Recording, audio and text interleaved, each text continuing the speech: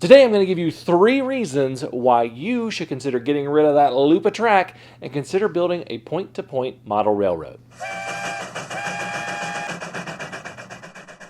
This video is brought to you by Model Railroad Academy. Model Railroad Academy is your online resource for model railroad instructions, ideas, and information, with loads of tutorials and articles for model railroaders of every skill level. One of my personal favorites is Alan Keller's Great Model Railroads series. It is just so much fun to look at all of these different model railroads from all of these different great model railroaders and just get inspiration from those. Plus, you can find tutorials on everything from bench work to electronics to scenery, all sorts of things there. The first 1,000 people to sign up at the link in the description below will get a full year of premium membership to Model Railroad Academy for $1.49. Offer is valid for new members only. Hey everybody, my name is Jimmy. Welcome to Coffee and Train. Today I'm drinking some Colombian Supremo out of a new mug that my wife got me for Christmas. One of those vacuum sealed mugs that it has kept my coffee warm for I think up to 4 hours so far. If you want to tell me what kind of coffee you are drinking and be featured just like these guys right here, you can do that in the comments below, and who knows, you might see your name pop up on an episode of Coffee and Trains.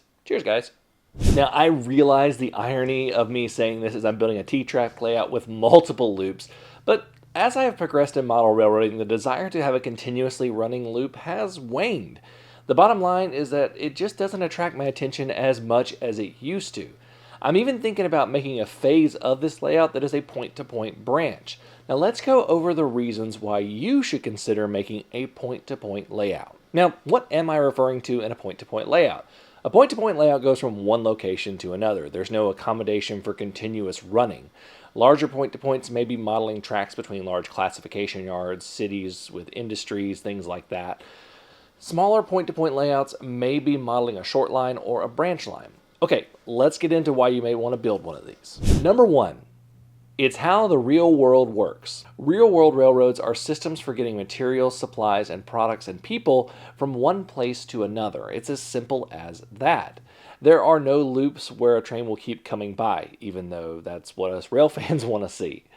This is especially true of short lines and branch lines. Main lines typically run from a junction or yard to another junction or yard.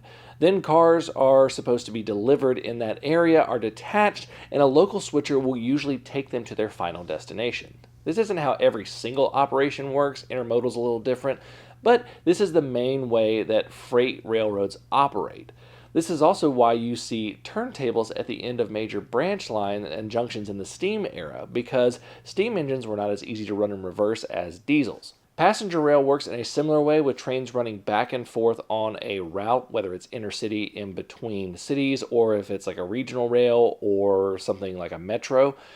If you want to model in a way that actual railroads operate, point-to-point is the way to do that. Number 2. Simpler track plan with less space. Point-to-point layouts really came on strong with the advent of the shelf layout. These are relatively narrow layouts, sometimes less than a foot deep, that typically run around the edge of a room. With a point-to-point, you're building a track plan that is going from one place to another. No difficult track geometry to try and figure out how to connect the two ends of a layout. You can simply build your track from one place to another. Now, you will likely need to add features like runaround tracks and maybe a turnaround feature such as a Y or a turntable depending on your era.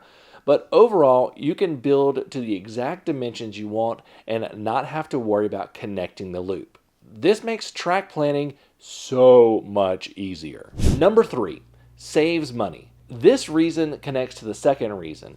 A point-to-point layout requires less track work and materials than a comparable loop layout. You're talking less bench work, less room needed, and less scenery material needed.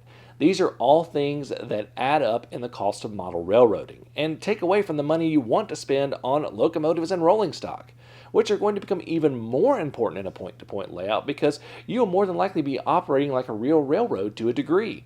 You'll want to have those prototypical engines and rolling stock that tend to be a little bit more expensive so that you can make your railroad operations more real and more fun. Now, point-to-point layouts are not for everybody, but if you have the classic loop layout and you've been saying to yourself, okay, now what? You may want to consider a point-to-point layout. Thank you all so much for watching. Until next time, I'm Jimmy from the DIY and Digital. Stay safe, be kind, drink some coffee, and happy railroading.